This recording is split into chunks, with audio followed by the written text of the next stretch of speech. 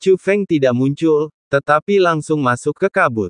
Meskipun dia penasaran tentang manfaat apa yang bisa diperoleh Istana Pedang Surgawi, ini bukanlah tujuan Chu Feng datang ke sini. Kabut ini tidak biasa. Tidak hanya seperti labirin, kabut ini juga menyembunyikan niat membunuh. Untungnya, mata langit Chu Feng dapat memainkan peran penting dalam kabut ini, dan Chu Feng dapat memilih jalan yang benar. Tidak butuh waktu lama bagi Chu Feng untuk melewati kabut aneh itu, dan apa yang muncul di depan matanya adalah padang rumput kosong. Padang rumputnya tak berujung, rumput hijau bergoyang tertiup angin, dan lapisan-lapisan ombak menghantam padang rumput. Karena itu, objek yang jelas-jelas sangat jauh akan sangat menarik perhatian. Batu nisan. Dari segi bentuknya, sama saja dengan batu nisan yang Anda lihat di luar, tetapi jauh lebih kecil. Tidak sebesar alam atas, namun di atas padang rumput ini, ia bagai pedang tajam yang menusuk langit biru. Selama Anda melangkah di padang rumput ini, mustahil untuk tidak memperhatikan batu nisan ini. Selain ukuran, ada perbedaan. Tulisan tangan. Batu nisan di luar hanya memiliki 6 kata yang terukir di atasnya, makam penguasa pedang roh kekaisaran. Dan batu nisan ini sekarang tidak hanya memiliki 6 kata yang tertulis di atasnya, makam master pedang roh, tetapi juga memiliki jimat khusus yang tak terhitung jumlahnya, yang membungkus 6 kata itu seperti pasukan. Terlebih lagi, jimat-jimat itu tampak bernyawa dan masih berdetak. Jelas, batu nisan itu berisi sesuatu yang lebih luar biasa, dan mungkin itulah kunci tempat ini. Tetapi saat Chu Feng melangkah ke tempat ini, hatinya menegang. Hubungannya dengan neneknya menghilang lagi. Chu Feng cepat berbalik, melangkah ke dalam kabut, dan keluar lagi. Setelah mengulanginya beberapa kali, dia yakin akan satu hal. Ada formasi perisai di padang rumput ini, formasi perisai yang bahkan dia tidak bisa melihatnya. Sebab dalam kabut, ia dapat merasakan keberadaan neneknya, tepat di padang rumput, namun samar-samar. Namun ketika Anda benar-benar melangkah di padang rumput, Anda tidak dapat merasakan napas sama sekali. Saat Chu Feng mendekati batu nisan, penglihatannya menjadi lebih jelas. Kemudian mereka menemukan seorang wanita berjubah putih berdiri di kekosongan di luar batu nisan besar itu. Tidak ada pancaran kultivasi, tidak ada sedikit pun tekanan. Namun hanya dengan melihat punggung itu saja, Chu Feng menyadari bahwa wanita ini sungguh luar biasa. Itulah aura tak kasat mata yang hanya dimiliki oleh orang kuat. Wanita ini bukan orang biasa. Apakah dia dari Istana Pedang Surgawi atau penjaga makam? Dan pun menyadari betapa kuatnya wanita ini, dan berdiri dengan waspada, siap untuk mengambil tindakan kapan saja. Sepertinya seseorang dari Istana Pedang Surgawi. Chu Feng tidak mendekat secara langsung, melainkan berkeliaran di sekitar padang rumput, mencari petunjuk tentang neneknya, tetapi tidak menemukan apapun. Namun saat itu, Chu Feng juga pergi ke depan batu nisan dan melihat wajah wanita itu. Saya menemukan bahwa wanita itu memiliki sepasang mata biru muda, seperti embun beku, cantik dan kuat. Dengan mata seperti ini, wanita ini pasti memiliki keterampilan pengamatan yang sangat kuat. Meskipun Chu Feng menyembunyikan sosoknya, dia tidak yakin bahwa dia bisa tetap tidak terdeteksi di depan mata itu. Chu Feng bahkan merasa bahwa orang itu telah menemukannya sejak lama.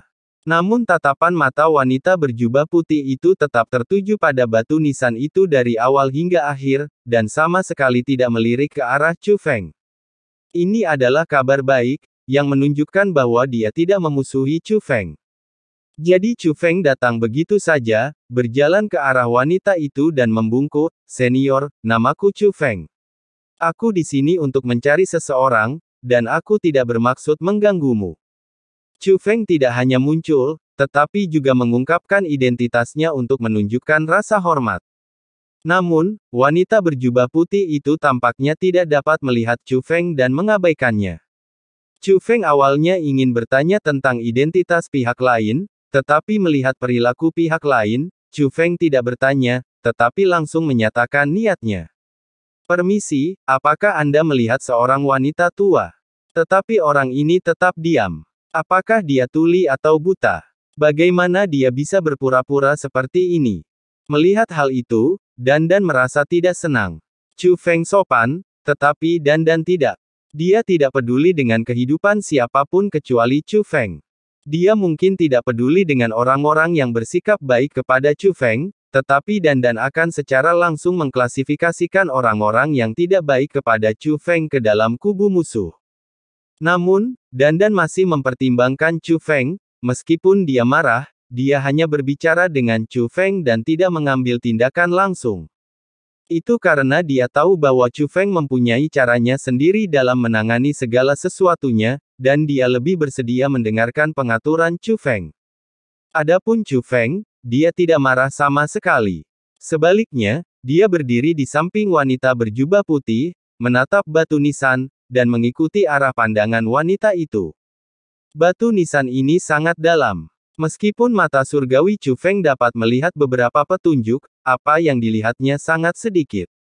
Akan butuh banyak waktu untuk melihatnya. Meskipun wanita berjubah putih itu memiliki mata yang kuat, dia masih mengamati untuk waktu yang lama tanpa berkedip, kemungkinan besar dia berada dalam kesulitan yang sama seperti Chu Feng. Inilah sebabnya mengapa wanita itu mengabaikan Chu Feng. Dia tidak bisa diganggu, kalau tidak pengamatannya sebelumnya akan sia-sia. Jangan salahkan senior ini. Mantra di batu nisan itu berisi metode untuk memecahkannya. Diperlukan konsentrasi penuh untuk mengamatinya. Itulah sebabnya dia mengabaikanku. Chu Feng menjelaskan kepada Dandan. Oh, begitukah?